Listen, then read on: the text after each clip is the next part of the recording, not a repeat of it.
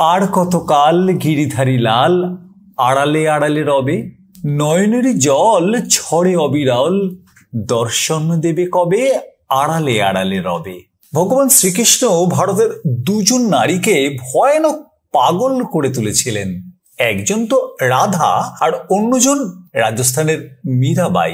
অদ্ভুত এক মহিলা, ঘোর পুরুষতান্ত্রিক সমাজ ব্যবস্থাকে বুড়ো আঙুল দেখিয়ে সারাটা জীবন শুধুমাত্র কৃষ্ণকে সঙ্গে করেই কাটিয়ে দিলেন। অবাক লাগে না? তাও আবার আজ থেকে 500 বছর আগে। তো আজ আমরা এই একদম আলাদা ভিডিওটিতে সেই অন্যরকম মহিলা মীরাবাইয়ের সমস্ত জীবনের আখ্যান, তার বড় হয়ে ওঠা কৃষ্ণ প্রেম এবং সেই প্রেমের যাবতীয় ধারা, তার ভক্তি রস, তার সঙ্গীত, তার সুরসৃষ্টি, তার চোখের জল, তার কষ্ট, উপেক্ষা এবং অন্যরকম ভাবে তার জীবনটাকে অমরত্বে পৌঁছে দেওয়া, অন্য মার্গে বিচরণ করার সমস্ত তথ্য আপনাদের সামনে তুলে ধরার চেষ্টা করব। মীরাবাই একজন অভিজাত হিন্দু বংশের সঙ্গীত শিল্পী এবং সহজিয়া কৃষ্ণ ভক্ত। রাজস্থান অঞ্চলের এই অধিবাসী বৈষ্ণব ভক্তি আন্দোলনের সন্তধারার প্রধান ব্যক্তিদের অন্যতম ছিলেন। এই মীরাবাই ছিলেন রাজপুত রাজকুমারী। 1498 সালে ভারতের রাজস্থান রাজ্যের নাগৌর জেলায় কুতকি ছোট্ট একটা গ্রাম, সেখানেই জন্মগ্রহণ করেছিলেন। তার পিতা ছিলেন রাঠোর বংশীয় যোদ্ধা রতন সিংহ রাঠোর। তিনি 1200 থেকে 1300 ভজন রচনা করেছিলেন। মীরাবাই ভক্তিবাদী ধারায় রচিত এই গানগুলির মধ্যে কৃষ্ণের প্রতি তার অসীম প্রেমটা এক অদ্ভুতভাবেই ব্যক্ত করেছিলেন। ভোরের সূর্যের মতো অপরূপ মুখশ্রী দেখে তার নাম দেওয়া হয় মিহিরাবাই। সেই মিহিরাই আদরের ডাকে ধীরে ধীরে কখন যে মীরা হয়ে ওঠে কেউ জানতে পারে না। ছোট থেকেই মীরা একদিকে যেমন মেধাবী ছিলেন, অন্যদিকে ছিলেন চরম দুঃখিনী। ওরে নীল যমুনার জল, বল রে মোরে বল, কোথায় ঘনশ্যাম। ছোট বয়সে মীরা এক পরিব্রাজক সন্ন্যাসীর দ্বারা পূজিত এক কৃষ্ণমূর্তির প্রতি ঘোরতর আকৃষ্ট হয়ে পড়েন। আর সেই মূর্তিটা পাওয়ার জন্য তিনি যার পর নাই কান্না শুরু করেন। অবশেষে সেই মূর্তিটা তাকে দেওয়া হয়, আর সম্ভবত সারা জীবন তিনি সেই মূর্তিটাকেই কাছে রেখেছিলেন। পরম ভক্তিতে, চরম ভালোবাসায় একবার তিনি দেখলেন একটা বিয়ের উৎসবে বরযাত্রীর দল বর নিয়ে চলেছেন। বাড়ির মেয়েরা সকলেই অবাক হয়ে সেই বরকে দেখছে। তখন ছোট্ট মেয়ে মীরা তার মাকে বলে, মা, আমার বর এমন করে কবে আসবে? মেয়েকে শান্ত করার জন্য মা তখন বললেন, ওরে তোর বর তো ঘরেতেই আছে, ঠাকুর ঘরে যা, সেখানে গিয়ে দেখ গিরিধারী গোপালজিকে দেখ, উনি তো তোর বর, ওনার সঙ্গেই তোর বিয়ে হবে। এই কথাটা শুনে সেই ছোট্ট মীরা ভেবে নিয়েছিল সত্যি গোপাল বোধ হয় তার ইহজীবনের কর্তা। গিরিধারীকে ভালোবেসে ফেলেছিলেন তিনি মনে মনেই। আর এভাবেই মায়ের, সংসারের, পরিবারের বা চেনা জানা সকলের অজ্ঞাত সারে সেই ছোট্ট মেয়েটির মনের মধ্যে কৃষ্ণপ্রেমের বীজ অঙ্কুরিত হয়ে ওঠে। ধর্ম, রাজনীতি আর দর্শনের থেকে মীরাকে বেশি টানত রামায়ণ মহাভারতের গল্প, বা ধরুন শ্রী ভাগবত আর কৃষ্ণ কথা। কিন্তু শত হলেও তিনি তো রাজপুত পরিবারের মেয়ে, তাই দাদুর ইচ্ছাতেই ঘোড়ায় চড়া, তরোয়াল ধরা, প্রশাসনিক কাজকর্ম, মীরাকে সব শিখতে হলো। তালিম নিতে হলো গান আবার শিল্পকলাতে। অথচ 8 বছর বয়সেই মীরার জীবনে ঘটে গেল আর একটা শোকবহ ঘটনা। অকালে তার মা মারা যান। অথচ কিশোর বয়সী থেকেই তো তার মনের ভেতরে কৃষ্ণ প্রেমের তীব্র ব্যাকুলতা জেগে উঠেছিল। একটার পর একটা গান লিখে তার মধ্যে সুর সংযোজন করতে থাকেন নিজের মতো করে। একদিন সেই গানের মাধ্যমে অন্তঃপুরবাসিনী আত্মীয়দের কাছে নিজের মনের বাসনা প্রকাশ করলেন। স্বপ্নে জগদীশের সঙ্গে হয়েছে তার মালা বদল। বিয়ের সময় সমস্ত তনু বাহারে আমি মেখেছি হলুদ। রাজপ্রাসাদে আমার প্রিয় ভগবান স্বয়ং এসেছিলেন। স্বপ্নে দেখেছি সেখানে মনোহর তরুণ তৈরি হয়েছে।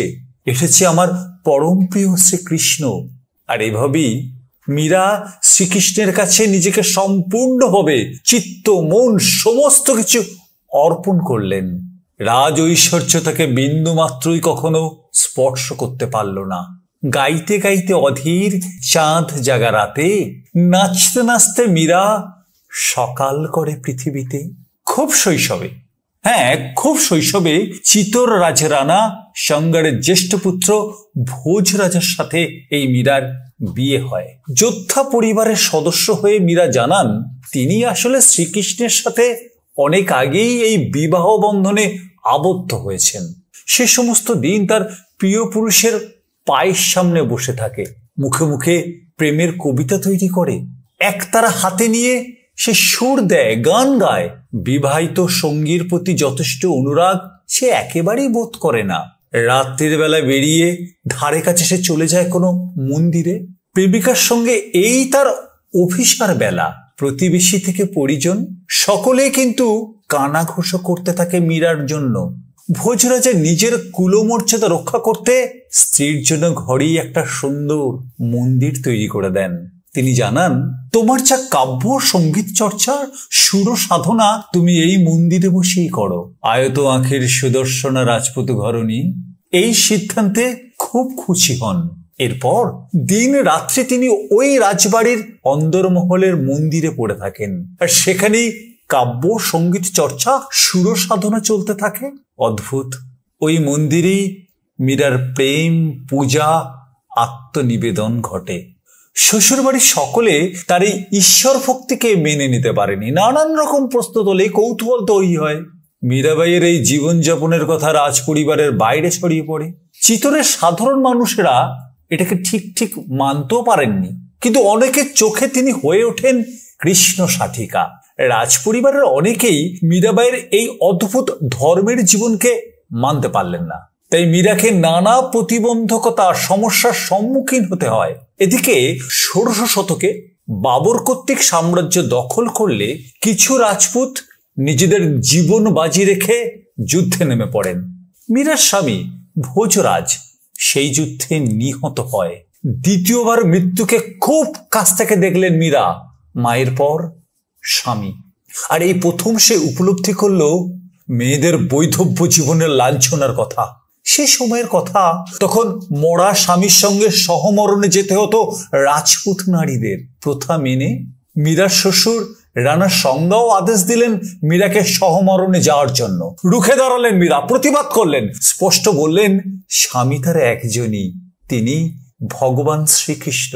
তিনি মৃত্যুর অতীত, স্বামী থাকতে তাই কিসের সহমরণ। আর স্বাভাবিকভাবেই এই বিদ্রোহের ফল ভালো হলো না। মীরাবাই এই পারিবারিক জীবন থেকে বেরিয়ে এসে তৎকালীন শুদ্ধ ভক্ত ও সাধক রবিদাসের নিকট কৃষ্ণমন্ত্রে দীক্ষিত হন। মীরা মানসিক কষ্ট সামলে মনে করেছিলেন ভালোবাসা, প্রেম, আবেগ সবকিছুই ক্ষণস্থায়ী, কিছু সময়ের জন্য। কৃষ্ণপ্রেমে মত্ততা নিয়ে তিনি আস্তে আস্তে শহরের অলিতে গলিতে নাচতে শুরু করেন। তার দেবর ও চিতোরগড়ের নতুন শাসক বিক্রম সিংহ ছিলেন দুষ্টু প্রকৃতির যুবক। সেই যুবকের দৃষ্টি চলে যায় সুন্দরী মীরাবাইয়ের শরীরের প্রতি। সে যেভাবেই হোক মীরাকে আয়ত্ত আনার চেষ্টা করেন, কিন্তু মীরাবাইকে তিনি কিছুতেই বশ করতে পারলেন না। তাই শেষ অবধি মীরাবাইকে হত্যা করবার জন্য ষড়যন্ত্রে লিপ্ত হলেন। চরণামৃত পাত্রের মধ্যে বিষ রাখা হলো। ভাবতে পারেন, ফুলের ঝুড়ির মধ্যে রাখা হলো বিষধর সাপকে। অথচ অদ্ভুত এটাই, কৃষ্ণের কৃপায় প্রত্যেকবারই খুব আশ্চর্যভাবে বেঁচে গেলেন মীরাবাই। মীরার কৃষ্ণও তো তাই রক্ত মাংসের চিরপ্রেমিক। এই প্রেমিক দেবতা বটে, কিন্তু মীরা তাকে শুধু মালা দিয়ে পুজো করতে চায় না, সাজাতে চায় একদম মন থেকে। গান দিয়ে তুষ্ট করতে চায় না, তাকে প্রীত করতে চায়। অনেক ধরনের অত্যাচার করেও রানা পরিশ্রান্ত তখন মীরাকে চিত ত্যাগ করবার আদেশ দিয়েছিলেন। পরম ভক্তিতে ভালোবেসে শ্রদ্ধা ভরে কৃষ্ণকে বুকে জড়িয়ে ধরে রাতের অন্ধকারে কাউকে কিছু না বলে মীরা প্রাসাদ থেকে বেরিয়ে পড়ে, দ্বারকার পথে পা বাড়ালেন। আসলে ভক্তিতেই তো মুক্তির সন্ধান।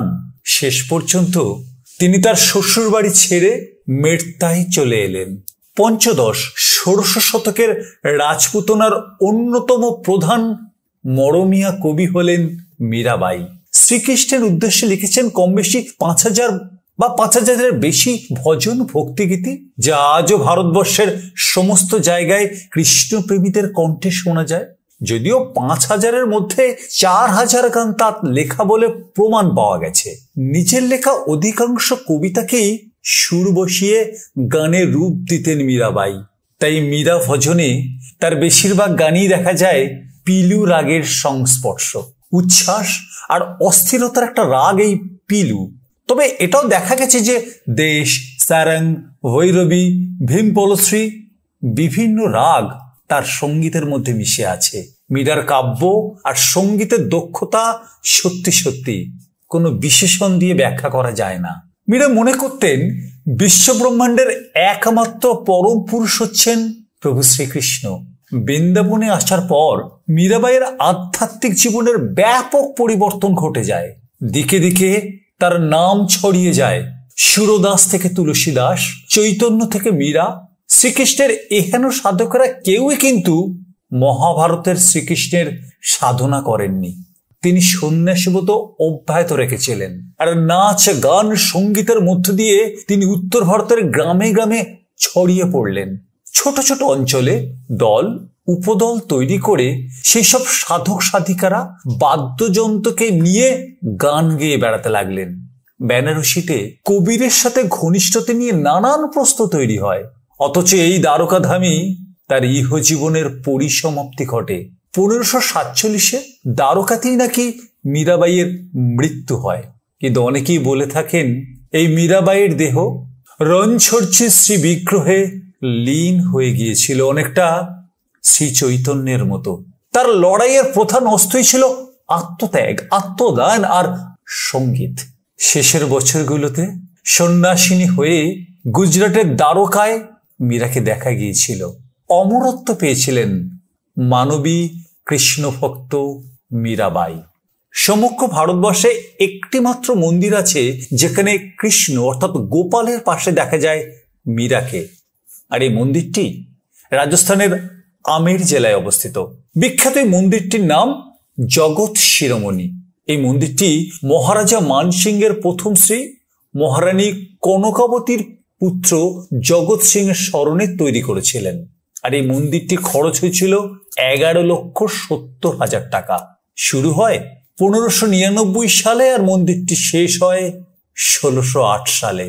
মীরার পরনে তোমারই কামনা, সে আশা মিটিবে কবে, আড়ালে আড়ালে রবে, আর কত কাল গিরিধারী লাল, আড়ালে আড়ালে রবে। এই ভিডিওটি যদি ভালো লেগে থাকে তাহলে অবশ্যই একবার শ্রীকৃষ্ণকে প্রণাম করে লাইক বাটনটাকে ক্লিক করুন।